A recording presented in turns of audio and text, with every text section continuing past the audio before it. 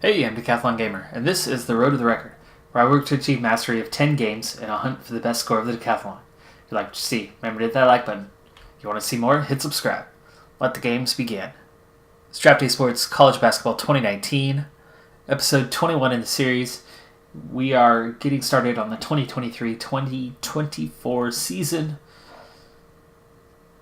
And here's where we're at. Roster-wise, it's recruiting time. We're just going to get started on that. And looking through the roster, I've got a 2.7 in junior JC transfer, Rick Scott. So we'll need to keep an eye on that, make sure that doesn't dip, but that should hang out okay.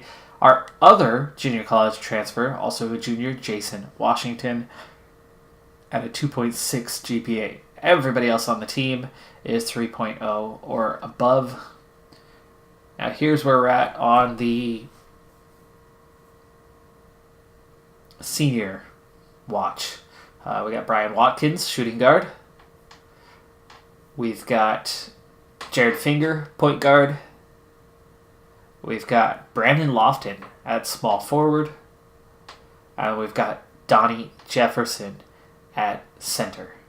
So the only position that doesn't have a senior is power forward. And if we look at that, we've got Rick Scott, the transfer, a junior. We've got Clint King, conference, well, not reigning conference player of the year, as he just missed half the season due to injury, a junior. And then Nick Few, our freshman, or one of our freshmen. We've got depth at power forward. There's some youth there at power forward. That's one position that does not need replacement. So we've got 4 seniors on the way out, and that is every position except power forward that will need a replacement. So that's one position we'll stay away from in recruiting, but otherwise we'll need one at each additional position. So let's start with anyone who has interest. Is this list getting higher and higher? It is. We're getting up there. We've got a few decent recruits anyway. Point guard. Let's add you to the list. Yeah, GPA is plenty high. Yeah, questionable. But we'll put you on the list. We're still inside the top 500. Now we're outside of the top 500.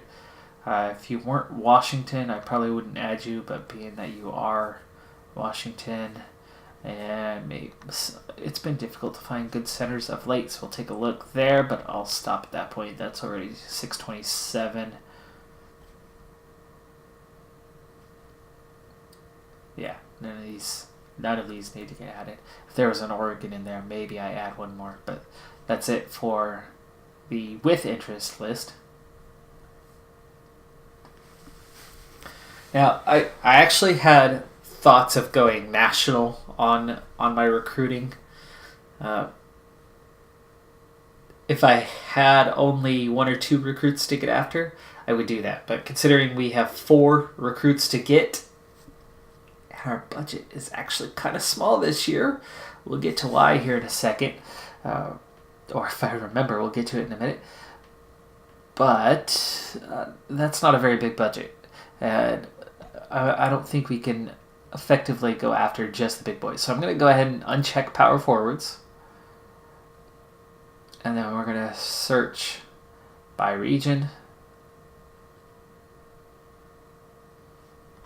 And here are all the top West recruits. Ooh, I like this. Yeah, it's actually probably going to be too high, though. If these guys were swapped, I would be really excited. Number 16 recruit from Oregon, that would be fantastic. The other way around, I think he might be a little too high for us. And actually, really, at this point, even 16 is probably a little too high. I think we can crack top 30 on recruits in the right circumstances. 74 and a 77. I sure hope that they like location. As I would quickly go after the both of them. But of course I need to keep an eye on GPA because our number 5 recruit in the nation out of Oregon has a 2.2 GPA. Will not qualify for our school at all. He would have to go play elsewhere.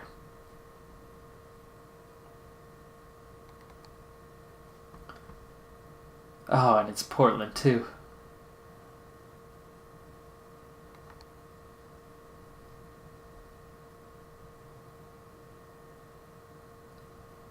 Let's see. Aaron Hart, it's really same problem. 2.5, not going to qualify. 2.8, there we go. 3.1. 2.5 is not high enough. 2.5 is not high enough. 2.9, there we go. Tiggs, Oregon guy, we might offer a scholarship in like a week with that guy, as I think that might be one of our primary targets.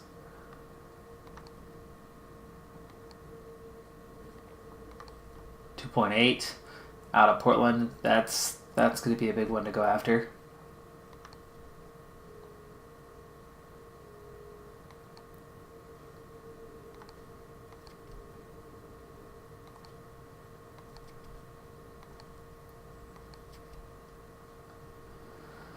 Oh boy, junior college transfer.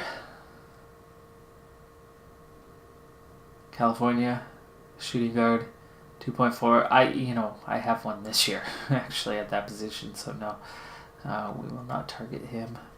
Ooh, nice. Okay, another small forward, 107 out of Portland, 3.0 GPA. There's a lot of good Oregon recruits this year, and that is exciting. I think we can have a pretty good recruiting class. Alright, so while I continue on this task for a little while, let's start catching up on some things. First, let's continue with just the game itself and not the NCAA tournament just yet, but Clint King. Where are we at on Clint King? Well, you can see there for yourself, 152 days remaining. It's the end of June. So that is 5 months, which means right about the beginning of December is when we will get Clint King back. It sucks, we're going to miss him for a part of the year. And at this point, I have no idea how this is going to do with our... or with his development. You know, in real life, you take an injury like that, and you're going to take a step back physically. I can attest to that personally, as last May, so 11 months ago, I tore my calf muscle in a soccer game, and I'm not the same. I've still got issues. I am definitely a step slower than I was. And I did a good amount of rehab, and I've been playing soccer still 2 or 3 times a week since recovering from that. Within a couple months, I was back to playing on the field. So I didn't sit out for, a long period of time or anything like that. That was recover and get back out there. So will Clint King have that? Does this game even have that mechanic in place? I don't know. Will he come back the same player, back to full strength? I think according to the mechanics, I think he will. So I think we should be good on that. And could he evolve? Could he grow as a junior? Wouldn't that be something? I mean, he's got 5-star potential. My team doesn't develop terribly well, partially because of coaching staff. Hey, didn't we talk about budget? Hint, hint.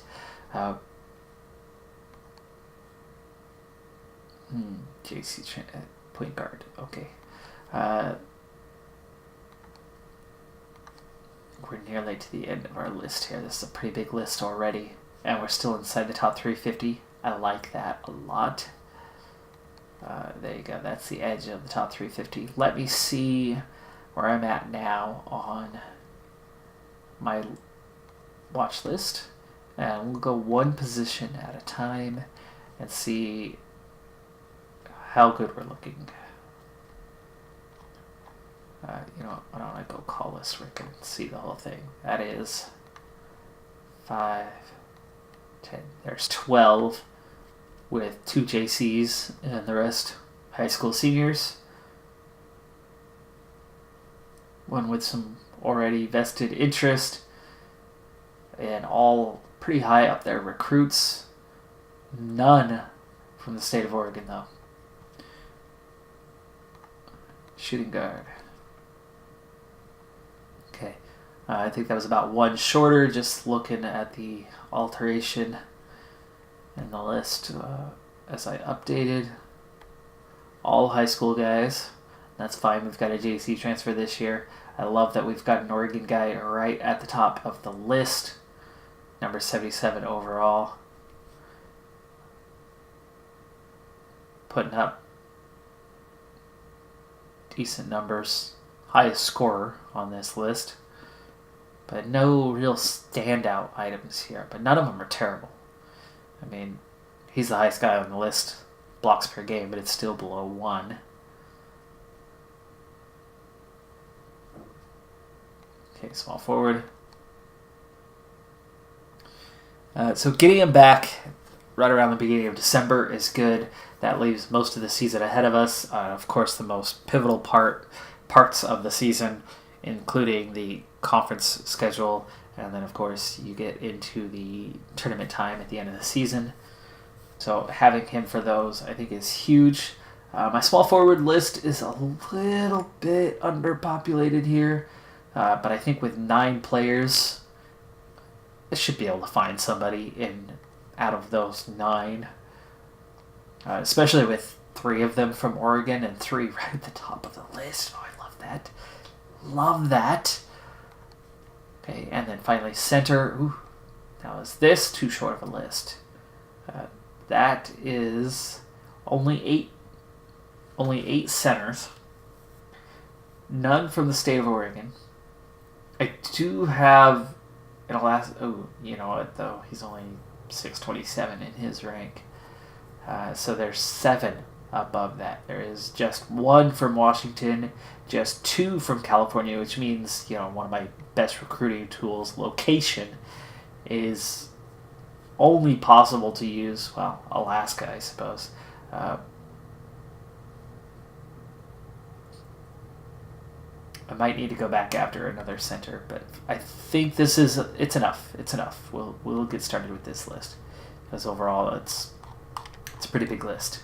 And again, I have a fairly limited budget, so hopefully I don't strike out with any of these positions, and I am able to find someone. But let's get things going here. Go watch film. We will start putting in some calls and getting some hang-ups here. No surprise, these guys have never even heard of me. Oh, but wait, I have a good reputation. They should have heard of me. They just don't care too much for my program.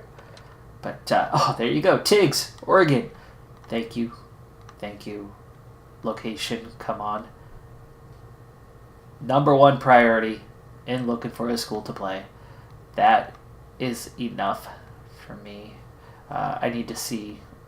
I need to see if you're.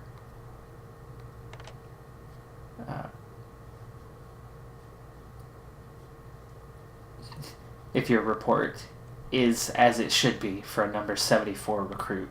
If it's a high B, then game on. In fact, look at that. Look at that.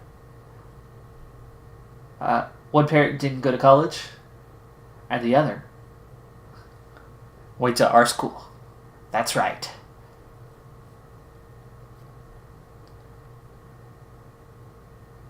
We're going to get you on the team. So, Tyrone Tiggs, you better have some skills. You better have some skills, because you're my boy. You're my boy. Hey, let's get back to the task at hand here. Watch film. Call player. There we go. Nice. Clean. You hung up on us pretty quick there, but that's because we had no time left to talk. Had to go. But there you go. 2 of the first 4 guys already broke through. Tiggs is the top small forward by a good margin. That's a lot of top 100 recruits. There's got to be some in there that we can recruit.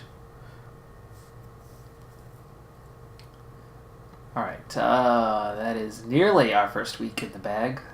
But we still have some film to scout. So, let's see, we've already clicked on you. Yes. 6 more to go.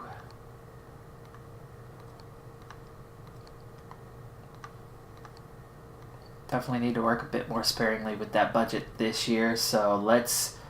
Oh, nobody can be scouted live yet. It's a quiet week. Alright, so first week in the bag. Let's move on, and let's start by talking about the women's tournament. The NCAA tournament, March Madness Real Life 2019, is ongoing, and I'm recording this a couple days ahead of time here.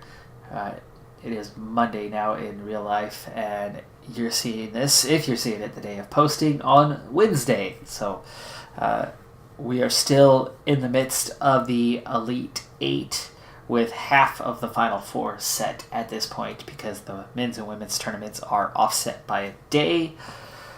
It wraps up tonight.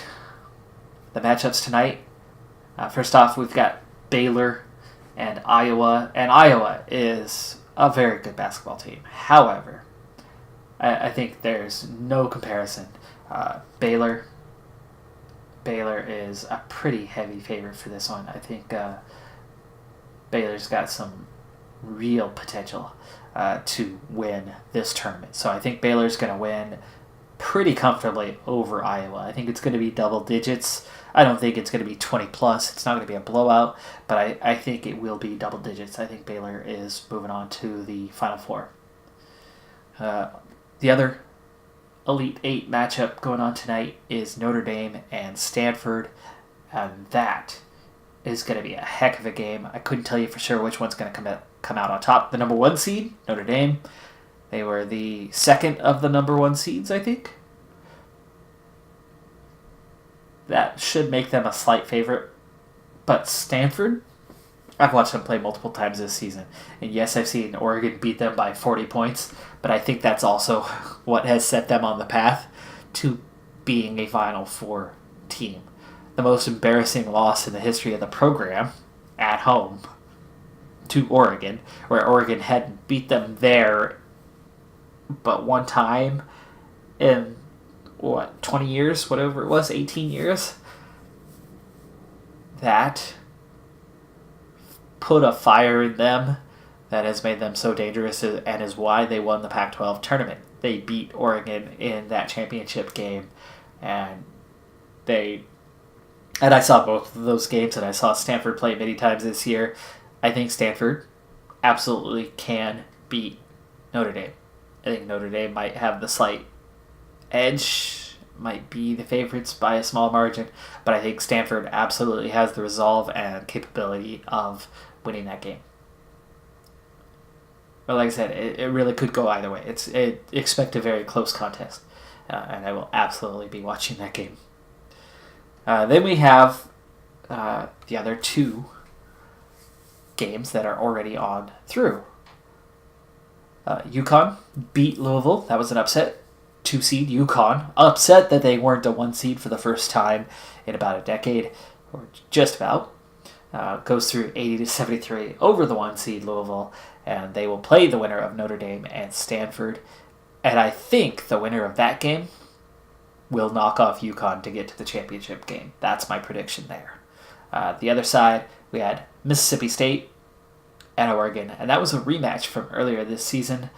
Mississippi State traveled to Oregon, and Oregon absolutely shut down Tierra McCown in that game to win. Mississippi State only lost 2 games this season, and one of those was to Oregon.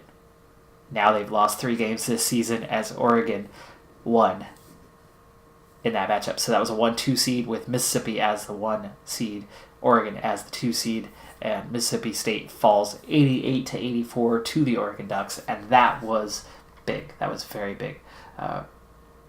It is the first time in the history of the U of O program, the women's basketball team, has made it to a Final Four. They were to the Elite Eight each of the last 2 years, losing both years.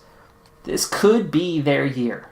However, next up is probably Baylor, unless Iowa manages to get the upset there.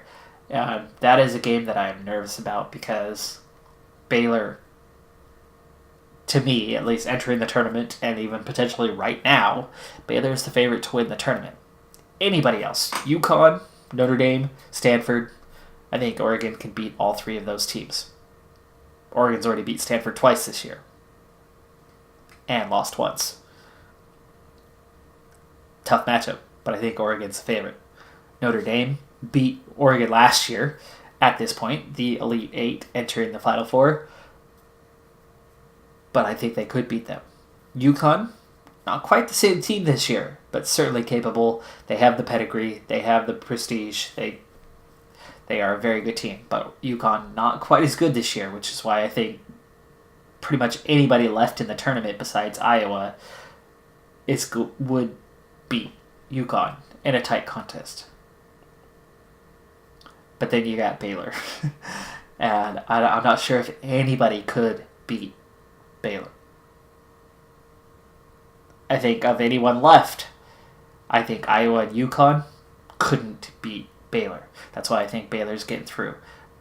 But Notre Dame, Stanford, Oregon could. I think they all could beat Baylor. But it's going to be really tough. Really tough. Of course I'm going to be rooting for Oregon, but it's going to be tough. But if they beat Baylor, I think they win the national championship. I think whoever wins that game, if Baylor does get past Iowa, I think whoever wins between Oregon and Baylor will be the national champion this year. That's my prediction. All right, let's get back to this. My pacing's been a little bit slow. We do have our film set for this week. We do have an evaluation period as well, so I'm going to scout only in Oregon where it's super, super cheap, and plus I have plenty of top-notch talent in Oregon this season, which is amazing. That is a huge, huge plus for us, especially on a budget. And let me get to that budget in a moment before we start talking about the men's, because we still need to talk about that. So let me put these calls in, finish up the week. Yes, nice. Oh, it is nice to be a good recruiter. Like I said, that's something very, very long. Ooh, location, Idaho. That's the next state over. That is somebody that can be recruited.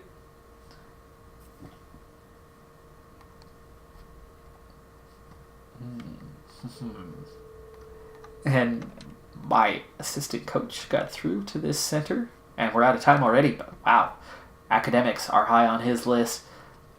This is amazing. This is amazing. I have the potential to recruit these top players.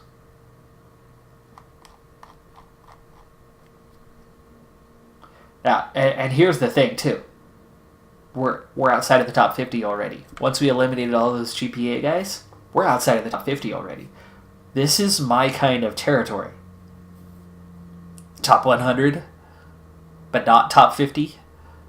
I mean, I can recruit this kind of player all day long. And this is the top of my list. These are the players that I'm going after. And on first glance, we've got 5 A's here. We've got a couple top defenders. We've got some good scorers. Look, that passing and handling here for the point guard, for Jeter. Oof. Oh, I'm loving the potential of this recruiting class right now. Here's that thing we need to talk about real quick, though. We've had a change in the coaching staff. Kuick is back for his second year. He's still got 2 years left. Bargan, who's been with us since the beginning, is back. He's still got 2 years left. He is very much replaceable, though, as he is not a great coach. We are okay here with Kuick.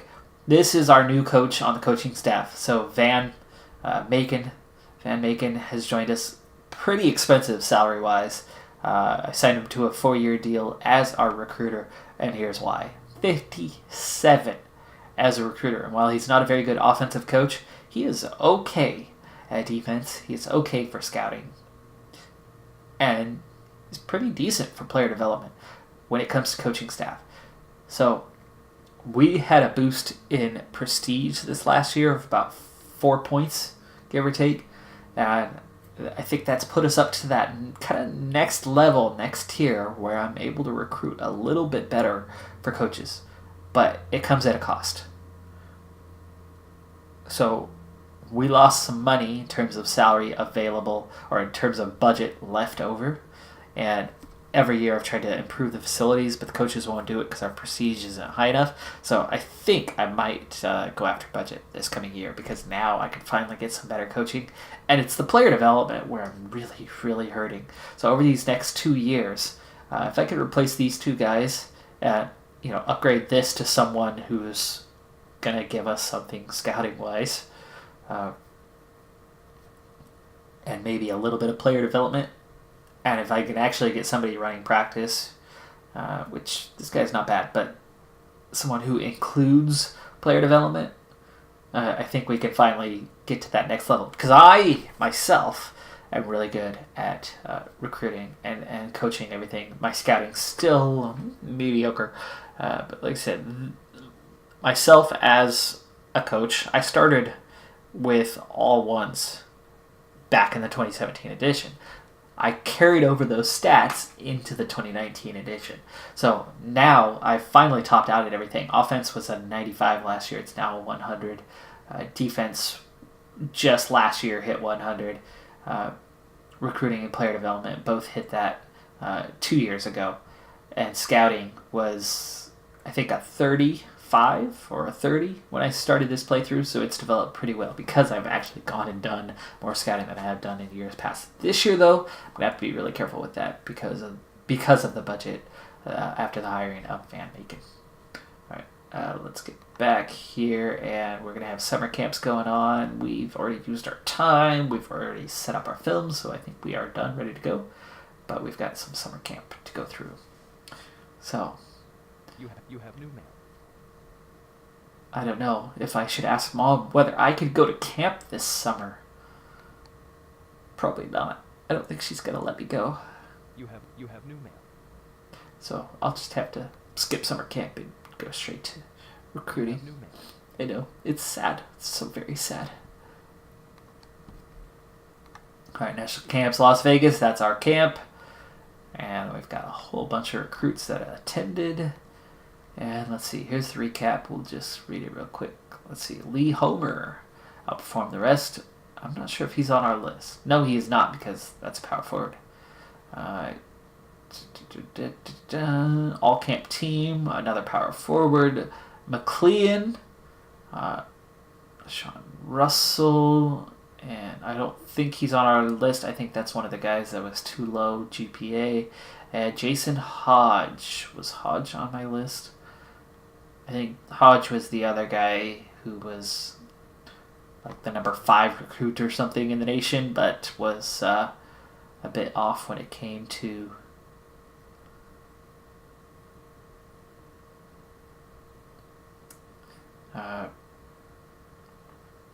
GPA.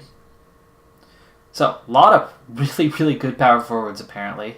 As the whole top end of the list is full of power forwards, but that's not somebody we're going after. So, hey, whatever. Back to recruits.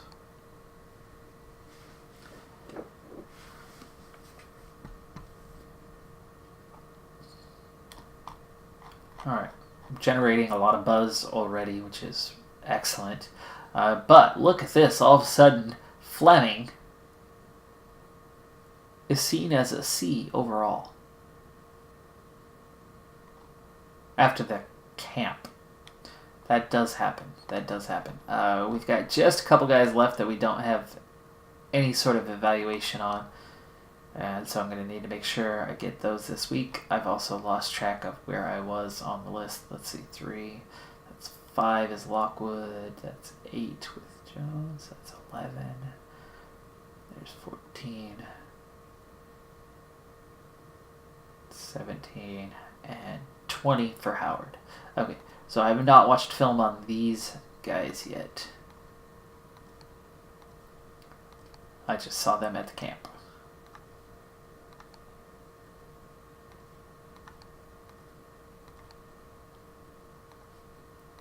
And as I'm not great at scouting, it seems to take a bit longer. Ooh, we're still not there yet. So I do have a pretty big list. Okay, so Hodge is as far as I've gotten. Hodge. Okay, well, Tig stayed in A. Really good at passing. Really good outside shot. But what is he amazing at? I'm not so sure. So I need to hold off for now on the scholarship offer.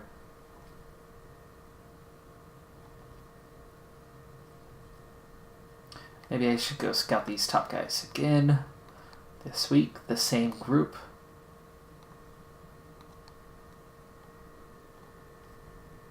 What about Lockwood? Lockwood I do see as an A, but again, not a good defender. Just a really good scorer, though.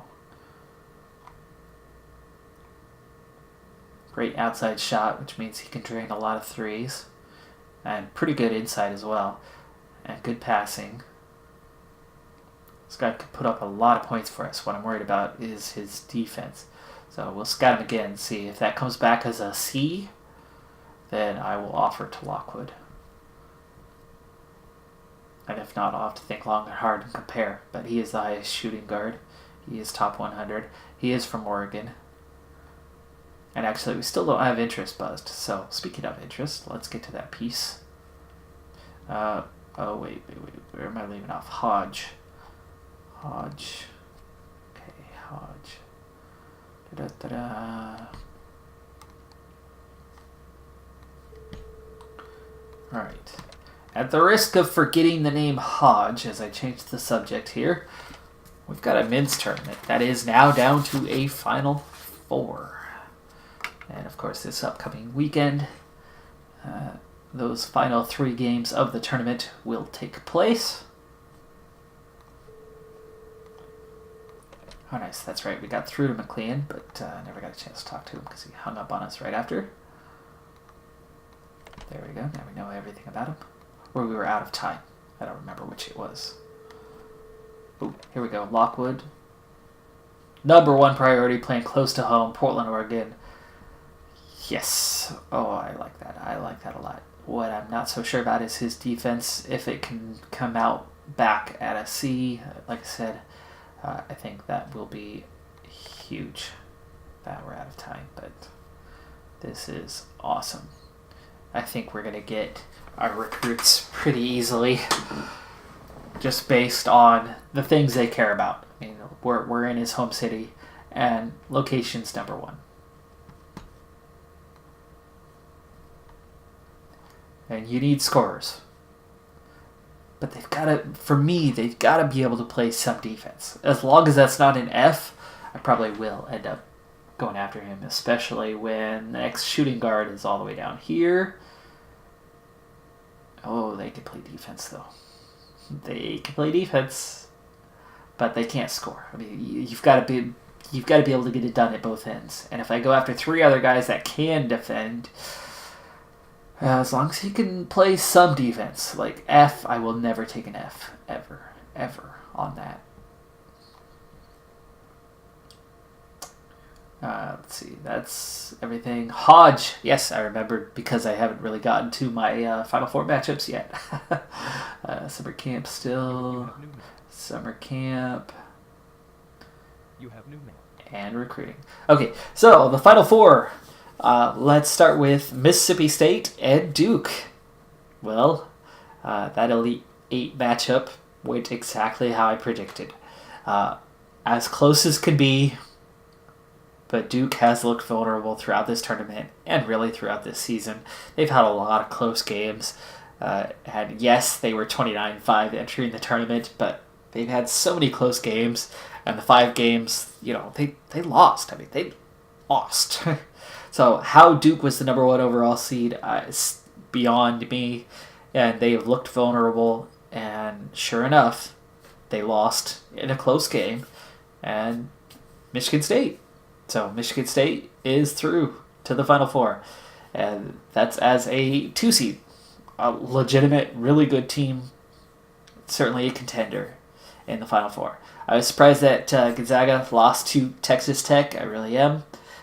Texas Tech, a 3 seed, really good team, but Gonzaga is one of those programs. So, interesting history. I mean, for a lot of people, they've known of Gonzaga for years and years. A lot of people couldn't even tell you where it is. But they're definitely a high prestige, high profile program. They weren't always like that.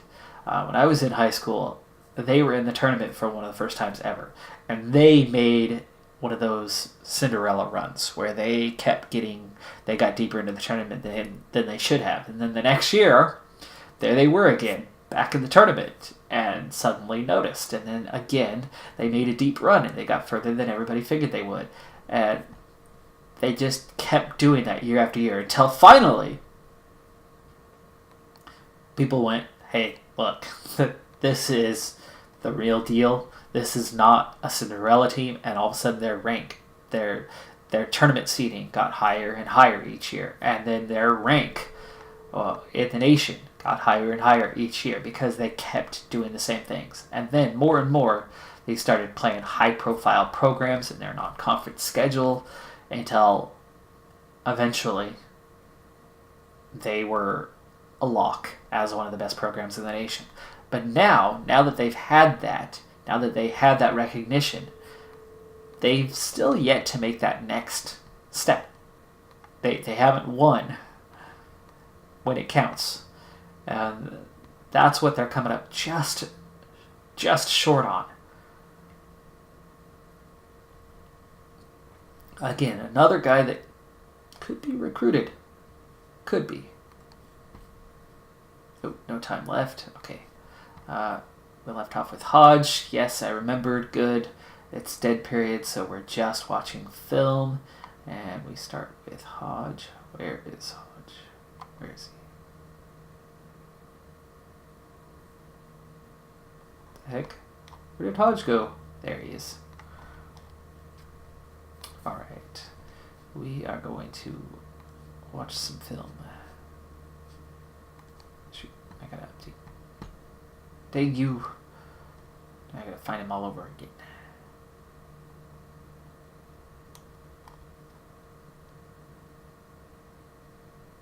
Oh wait.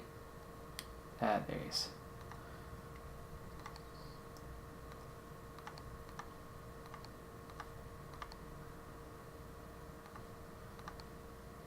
Okay, we'll get our first evaluation here in just a little bit, but I really want to get back to those guys on top. Wow, this is a pretty big list. 30, 40 guys.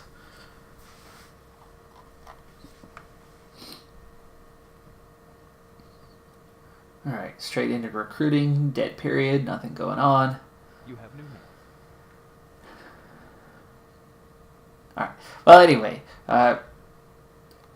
as home state, I definitely root for them, but it's been unfortunate that they keep, being an Elite Eight or Final Four, right on the edge, right there. One of these years they will get over that hump. One of these years they will be a national champion.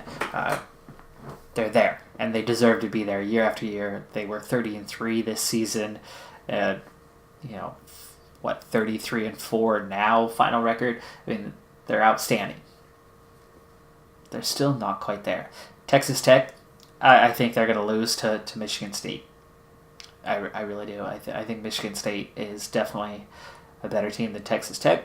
And Texas Tech, scrappy, yes, they've gotten through, and boy, they beat up on Michigan. They beat up on Buffalo, and a lot of people were saying Buffalo was a team that could upset Texas Tech and get through, and great offense, and they had 30 wins themselves this season. One of the best offenses in the nation, and they scored 58 points against Texas Tech.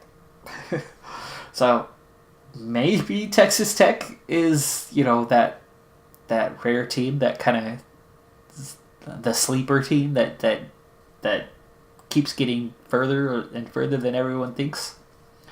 And, maybe they're going to go to the championship game. But they still stay under the radar. They're on the radar, but they're still under the radar, right? It's like, I recognize it, and I won't be surprised if they just come out and beat Michigan State. I mean, they beat Michigan, right, by 19. So, can they beat State as well? Well, we'll see. We'll see. We are back to an evaluation period. Okay. We've got through everyone. Let me get that first look. We have 4 guys all lower in rank that cannot play defense at all, and even though they love me, I'm not going to love you back because you don't play defense. So these 4 guys, off the list. Off the list. Off the list. Off the list. Goodbye. Goodbye.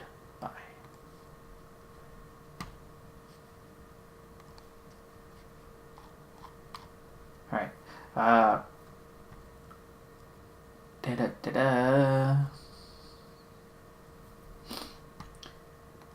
Now, there are still 5 that can't play, but I haven't got that reevaluation. Clean Lockwood, I'm definitely going for that.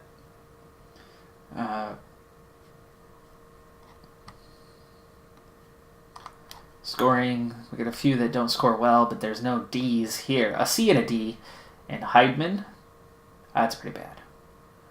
That's pretty bad. Let's go ahead and get rid of that one. And that's 4 off the list. We'll start with that. Trimmed it down a little bit. We're still definitely focusing near the top, though, on these key players, as I've got a real chance to recruit pretty much entirely from this top 100 this year.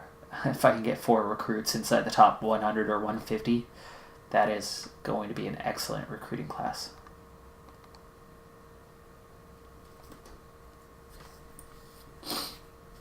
Okay, we've got the other side of the bracket still to talk about. Plus, I've got my Final 4 from last season in game still to talk about. And I'm almost out of time for this episode, so I really need to focus on getting those couple topics of conversation wrapped up. Our remaining budget's already down to 18,000, so I gotta be careful here. I am putting in my calls real quick here. All right, so Virginia over Purdue, and that is that same Virginia team that just barely squeaked by my Ducks, who were the hottest team in the nation.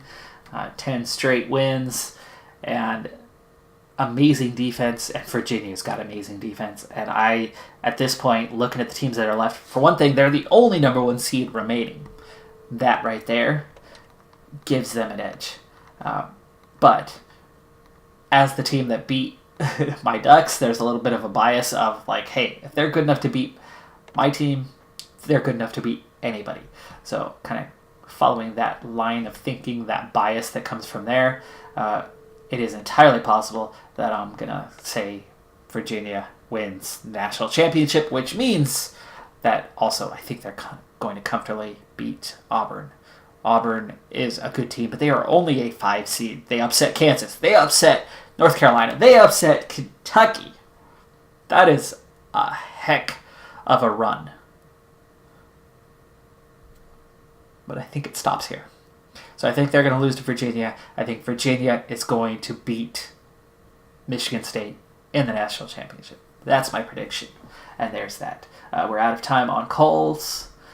Let's go ahead and watch film on these guys. And once I get this reevaluation of the top 10, and actually we're going to roll into a new month here, we'll see where their rankings are. We'll see if they're all still top 100, if things look good here. I might have my first scholarship offers ready to go, and I'm also going to get a new evaluation in on these guys. And actually, there you go. Already from going and watching him in person, we're still at an A. We're at a B. The defense is up to a C. He's one of the only A's I have overall right now. So yeah, I think we are on to that point where next week I will be offering our first scholarship towards Tiggs, and we'll see about these other guys. So we're going to do both here. And here.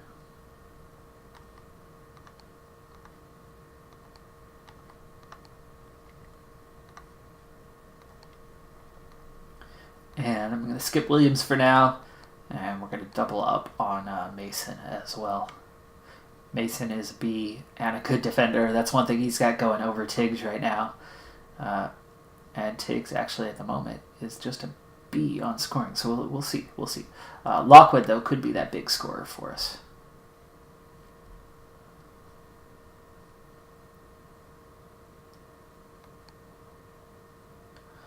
All right.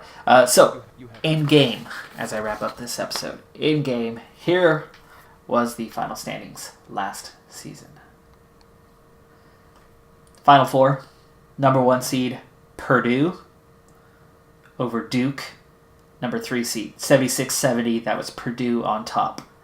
The other Final Four matchup, number 1 seed, Syracuse against number 1 seed, Kentucky. And I have not finished this week up yet, have I? No, I think I have one more to go. Yes. That was Syracuse over Kentucky, 90-83. And yes, okay, one more click here. So, championship game was Purdue, a 1 seed, and Syracuse, a 1 seed. National champion was Purdue, 79-70, the victor over Syracuse. So, the Boilermakers with the national championship. They enter this season, preseason ranked number 9, with Syracuse ranked number 8. The other matchups, the losers, Kentucky, ranked number 7, and Duke, who were just a 3 seed last year, preseason number 1 this season. All right, now, how are we looking? It's time to wrap this episode up. We're back to a bunch of A's on top. These first 5 guys are all A's, which I love that, the potential there. Best defender, Fleming. Okay, and it's July 31st. I've got one more week before the reevaluation of rankings. Maybe I wait one more week to offer. It's a quiet period anyway, so I'm going to wait one more week, which means I'll have to go one more week, and that's going to be off camera because I am out of time. We'll start the next episode up right at the beginning of that period because I've got some recruiting to do. It's a big time for recruits coming in, potentially all top 100 guys. This could be a big year for us recruiting, so I think that's worthy of another episode here during this offseason. But that's going to do it for this episode. I'm Decathlon Gamer, and remember, I'm aiming for the best of the best. So if you're ready to join me on my journey, hit subscribe, and tune in next time on my road to the record. Bye for now.